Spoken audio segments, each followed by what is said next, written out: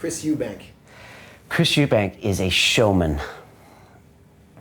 Dorian Yates. Dorian Yates is a spiritual, deeply spiritual man. Deeply spiritual man, yeah. Dan Peña. Dan Peña is a cunt. Dan Peña is a cunt and he is a treasure. He is a treasure. And we should treasure him because he's not going to be alive forever. Although he's probably going to outlive me.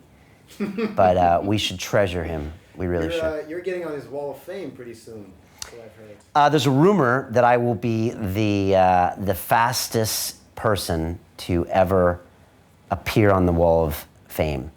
How does that make you from the Castle Seminar? I don't know how it makes me feel. Again, I could do a whole episode about how I feel about Dan Peña. When I first met Dan Peña, I was very unimpressed with who he was. He lived in a castle and the billions, and I just wasn't impressed. But I found from the very beginning that he was a very generous guy, and he was always wanting to help me. And he's again, dichotomy, he can be extremely generous and also extremely abrasive at the same time. And so, I spent time with Dan, and when I was at his castle, I had a realization, and I don't know why it happened. It's not really anything Dan said, and Dan didn't tell me to do anything, but I had a realization that I needed to step my game up. And Dan facilitated that realization. Just like many London Real episodes facilitate people to do the same out there. They really do. And so I will always be grateful to Dan, and that's why I continue to shower him with millions of views on YouTube that he doesn't deserve, because I will forever be grateful to Dan. And so something happened to me. So the fact that I'm being on the Wall of Fame, it's an honor. I'm up there with billionaires, so that's great.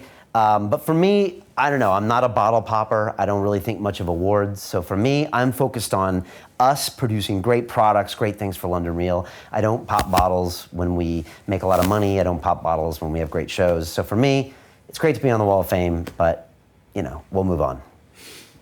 I think he kind of succeeded, I guess, in what he's doing because he wants to make everybody step up their game, but he's just, being aggressive or however you want to call it. So he kind of succeeded, I guess. Yeah, I mean, he's trying to do. Again, like whatever happened, but something happened to me at the Castle Seminar, and I wrote a long blog post about it, and I don't unpublish things, okay? My blog about ayahuasca is out there. My blog about Dan Peña is out there. All my episodes about Dan Peña is out there. So I might call him a four-letter word. You can see videos where Dan Peña has inspired me to make changes in my life because it all happened. So that all happened because of Dan Peña. So no matter what he does or nasty things he says or whatever, that's all true.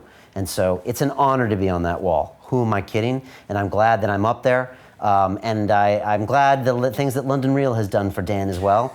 And I think we have a strangely mutual beneficial relationship that he would probably not admit to, but he knows is true. But again, let me say it clearly. Dan is a national treasure. Dan does amazing things. Dan calls people out and he gets reactions because most people know that they're slacking, that they're not working as hard as they should, and they need to get after it. They need to stop making excuses and go get the work done. And I feel that way, and Dan's just got a harder way of telling people, but most people know that, and I think that's why they respond to Dan. And, I think Dan's gonna keep doing what he does. And again, he's up there at those seminars teaching 20 knuckleheads at a time. And just because those guys are wearing suits doesn't mean they're not knuckleheads, because I've been in class with them. And, he literally has to carry them across the goal line, and it's hard.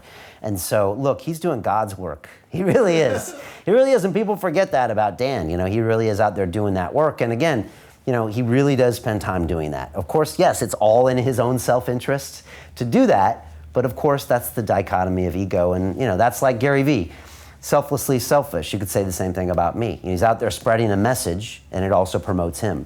Same with Dan. He's giving tons of knowledge. He's helping people out. Of course, it promotes him. Dan is the one that says it's all about me becoming the greatest high-performance coach ever. So in a way, Dan admits to it being about him, but it really is about other people. You like that aside? And that's enough about Dan Peña. Yeah, let's switch it up. Talking about stepping up your game. And I might be on the wall of shame one day as well. There's another wall where there's the wall of shame. So if you commit crimes or do something bad, you go on the wall of shame. So maybe I'll go there one day. Okay. Who cares? Continue watching this fascinating conversation for free by clicking on the link below to visit our website, learn from the best minds in the world, and connect with a community of passionate people building the best versions of themselves. Just click on the link below, and I'll see you on the inside.